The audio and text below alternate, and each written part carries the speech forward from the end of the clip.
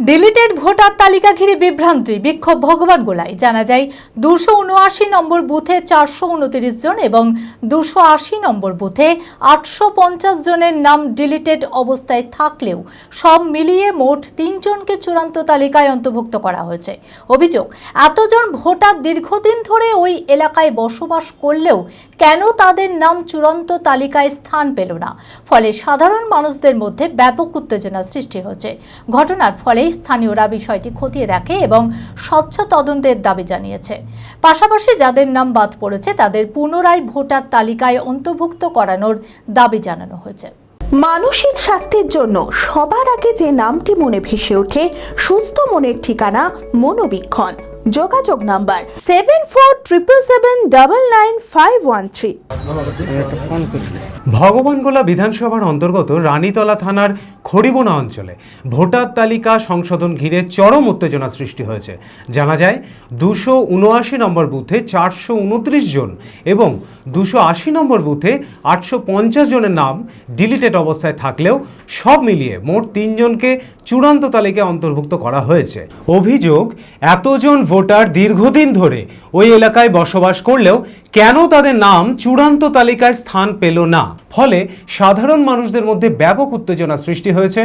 অনেকে আশঙ্কা করছেন তাদের গণতান্ত্রিক অধিকার কেড়ে নেওয়া হবে। 10টার মধ্যে ভোট আছে 2টো ঠিক, বাদ বাকি 8টাই বাদ। তো এবার ওই ভোটগুলা আগে দিয়েছে, অথচ এবার আর ভোট দিতে পারছে না। এর জন্য সমস্যা তো আমরা অনেক আছি। ধরেন ভোট নাই, কেউ হয়তো হুমকি দিয়েছে যে ভোট না থাকলে থানায় নিয়ে উঠিয়ে নিয়ে যাবে। আমার ভোটটা চলে এলছে, আমাকে রাজধানী বলছে যে তোমার ভোট নাই। তা বলছে যে আমার যদি ভোটই না থাকে তা আমাকে তো নাগরিক বলে আমাকে গণ্যই করবে না। হ্যাঁ, তাহলে আমি কোথায় যাব? আপনি তো অসুস্থ মনে হচ্ছে। ঘুম হচ্ছে না, সারা রাত বসে বাপ। ভোট আপনার 50 বছর থেকে দিই, তারপরেও এই ঘটনা এর আগে কি এরকম দেখেছেন? কোনোদিন দেখিনি, বাপের কালেও দেখিনি। স্থানীয়দের দাবি, ভোটার তালিকার ওপর ভিত্তি করেই সরকারি উন্নয়নমূলক কাজ হয়ে থাকে। এই ধরনের অসঙ্গতি কোনো রাজনৈতিক কাজকে সুষ্ঠুভাবে করতে সাহায্য করবে না। এই পরিস্থিতিতে স্থানীয়রা বিষয়টি খতিয়ে দেখার এবং স্বচ্ছ তদন্তের দাবি জানিয়েছে। আমরা ভোট কেন কাটানো হলো, কিসের জন্য আমরা আতঙ্কে আছি খুবই।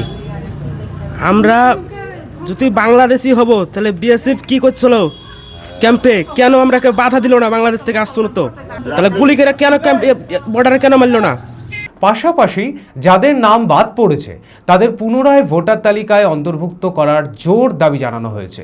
পুরো ঘটনায় প্রশাসনের দ্রুত ও নিরপেক্ষ হস্তক্ষেপের দাবি জানিয়েছে এলাকার মানুষেরা। সারা পশ্চিমবঙ্গের বিভিন্ন প্রান্তে দেখছেন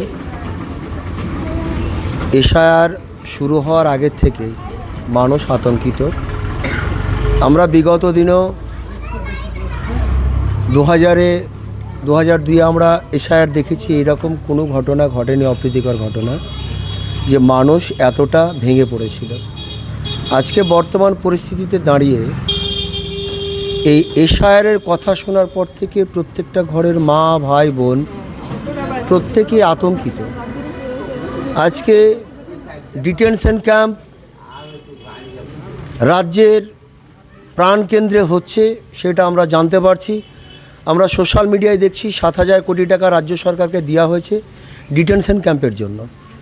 আজকে আমরা দেখছি খড়িবোনা জিপিতে বিভিন্ন বুথে 300, 350, 400, 450, আমার যেটা নেয়ার বুথ 280 নম্বর বুথ, এই বুথে 450 জন ভোটারের নাম ডিলিটেডের খাতায় প্রথমে অ্যাডজুডিকেশন আন্ডারে ছিল, মাত্র একজনকে সেখান থেকে উত্তীর্ণ করা হয়েছে, বাকি 449 জন আজকে এই অবস্থায়। Manmohini health care, quality care with personal touch. মুর্শিদাবাদের সর্ববৃহৎ নার্সিং হোম এখন আরও বড়, আরও উন্নত পরিষেবা ও পরিকাঠামো নিয়ে নবরূপে আপনাদের সেবায় নিয়োজিত।